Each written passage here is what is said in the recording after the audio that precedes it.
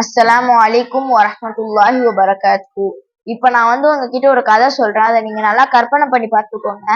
அதாவது ஒரு மனிதன் செடி, மரம், கொடி எதுவுமே இல்லாத ஒரு அடர்ந்த பாலைவனத்துல இறங்குறான்.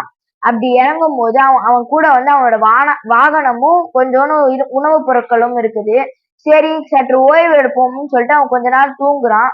தூங்கி கண் விழித்து பார்க்கும்போது அவனோட வாகனமும் அவனோட உணவுப் பொருட்களும் காணாம போயிடுச்சு. அதோட அவன் நல்லா அந்த தேடி தேடி அலைஞ்சு அவனுக்கு ரொம்ப சோர்வாயி, சரி நம்ம இங்க படுத்து தூங்கியே அப்படியே நம்ம இறந்துருவோம்னு சொல்லிட்டு கொஞ்ச நேரம் தூங்குறான்.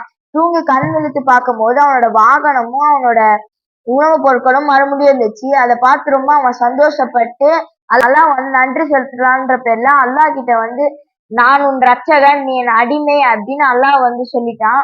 அதோட நபி ஸல்லல்லாஹு அலைஹி வஸல்லம் இந்த சம்பவத்துல இருந்து என்ன சொல்றாங்கன்னா, அந்த ஒரு மனிதன் அல்லாஹ் கிட்ட தௌபா செய்து அந்த பாவத்துல இருந்து மீளும் போது அந்த பாலைவனத்துல இருந்து அந்த மனிதன் எவ்வளவு சந்தோஷப்படுகிறானோ அந்த அளவுக்கு அல்லாவும் என்னோட அடிமையை என்கிட்ட தௌபா கேட்கிறான்னு அவ்வளவு சந்தோஷப்படுகிறான். இந்த ரமலான் மாதத்தில் அதிகமாக தௌபா செய்து அல்லாவை சந்தோஷப்படுத்த வேண்டும். அல்லாஹ் உங்களுக்கும் எனக்கும் அதிகமாக தௌபா செய்யும் பாக்கியத்தை கொடுப்பானாக. ஆமீன். அஸ்ஸலாமு அலைக்கும் வரஹ்மத்துல்லாஹி வபரகாத்துஹு.